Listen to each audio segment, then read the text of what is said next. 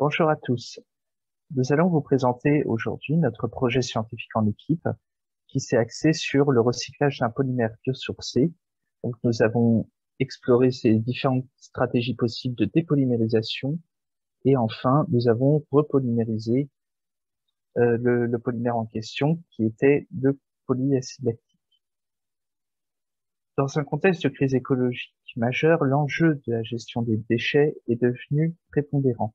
Le plastique est problématique car il est produit principalement à base de pétrole et la plupart des plastiques, comme vous pouvez le voir ici, ne sont que peu recyclables sans l'ajout de chaînes polymères neuves et donc se retrouvent la plupart du temps dans la nature ou sont incinérés et donc contribuent au réchauffement climatique.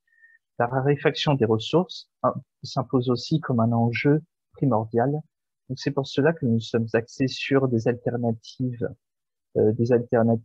durables, donc en explorant les polymères biosourcés. Nous sommes axés sur un polymère biosourcé particulier qui est le polyacide lactique, dont la place est devenue de plus en plus prépondérante. Il est produit à partir de ressources renouvelables, en l'occurrence de l'amidon extrait des plantes, et ses propriétés sont proches de celles du polyéthylène, celui qui est utilisé pour produire la plupart des bouteilles en plastique.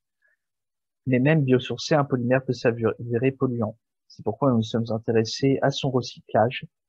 Et donc, plutôt que de réutiliser les chaînes polymères, nous avons choisi d'essayer de revenir par une réaction chimique ou une réaction avec une enzyme au monomère initial, c'est-à-dire la brique de base d'un polymère, pour pouvoir réutiliser ces monomères pour réaliser des chaînes toutes neuves.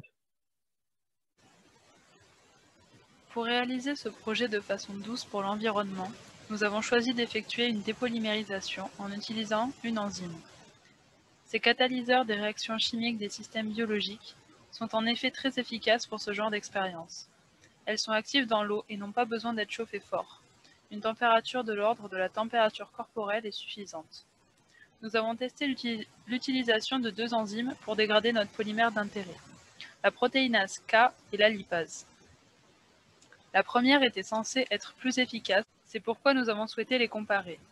L'inconvénient principal des enzymes est qu'elles ont été calibrées par l'évolution pour fonctionner de manière très efficace, mais dans un milieu contrôlé, extrêmement précis et sensible à toute variation, notamment à la variation du pH. Le problème est que notre réaction libère des monomères de type acide, modificateurs du pH. La première solution a donc été de réaliser une solution de tampon à pH très stable pour protéger l'enzyme. Nous avons donc produit ce milieu favorable que nous avons mis à réagir durant 3 mois, sous agitation à 37 degrés. Les réactions avec ces enzymes ont été concluantes d'un point de vue procédé, car nous avons observé une dégradation à la surface du fil.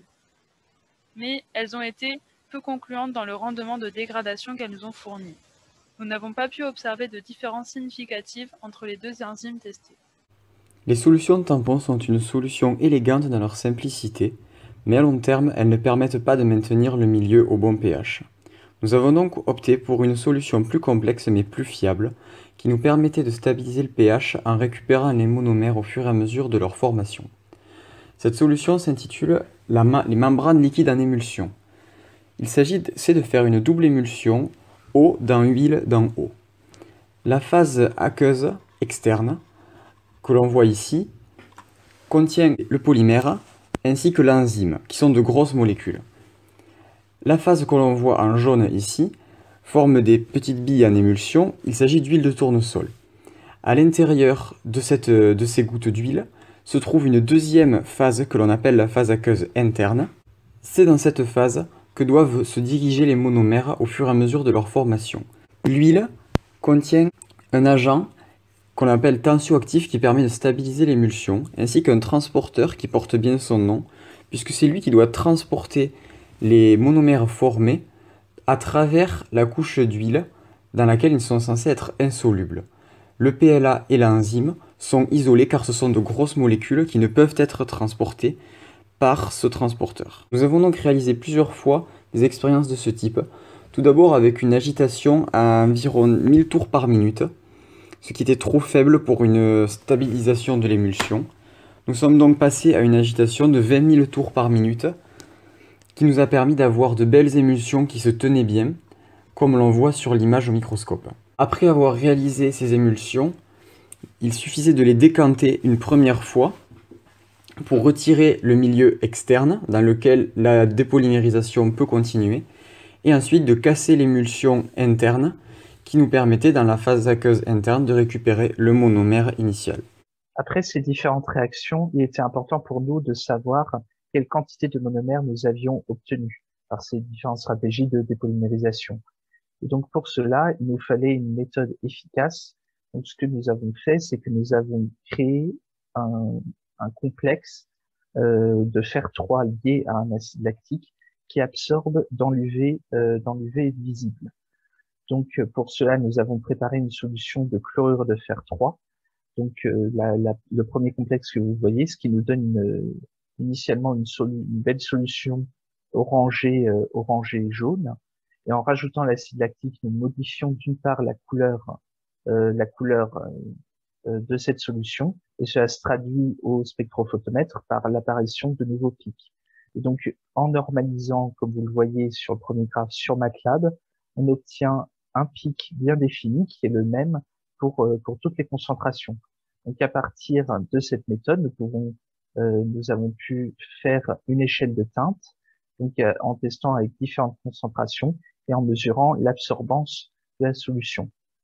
Néanmoins, une subtilité dans cette méthode de caractérisation s'est présentée lorsque nous avons constaté que l'absorbance de notre solution de complexe de fer 3 avec l'acide lactique, son absorbance évoluait en fonction du temps. Donc nous nous sommes renseignés d'après les sources que nous avons consultées, cela est dû à une dégradation photochimique du complexe, donc qui modifie son absorbance. Donc ce que nous avons fait, c'est que nous avons mesuré l'évolution en fonction du temps de l'absorbance de la solution pour le prendre en compte dans nos calculs de concentration, en rajoutant justement cette notion d'incertitude de mesure en fonction du temps. Enfin, notre dernière manipulation consistait à réaliser la repolymérisation des monomères obtenus pour obtenir des chaînes toutes neuves. Pour cela, nous avons d'abord réalisé l'élimination de l'eau de l'acide lactique en utilisant un montage d'In-Stark. Et dans un deuxième temps, nous avons réalisé la réaction de repolymérisation, donc qui a duré 24 heures. Donc on peut voir ici les différents réactifs sur l'image. Nous avons obtenu un rendement de 46%.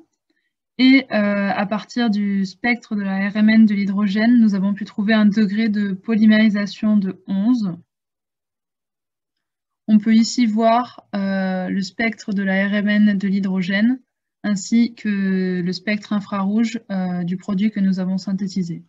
Grâce à toutes ces expériences menées lors de notre projet scientifique, on peut donc conclure que le PLA possède un bel avenir devant lui, et avec notamment les nombreuses voies qui permettent d'envisager son recyclage et les nombreuses méthodes scientifiques qui permettent de le rendre doux pour l'environnement. Toutefois, les enjeux auxquels ces solutions de recyclage répondent sont récents et nécessitent encore de nombreux rodages pour être mis en œuvre à grande échelle.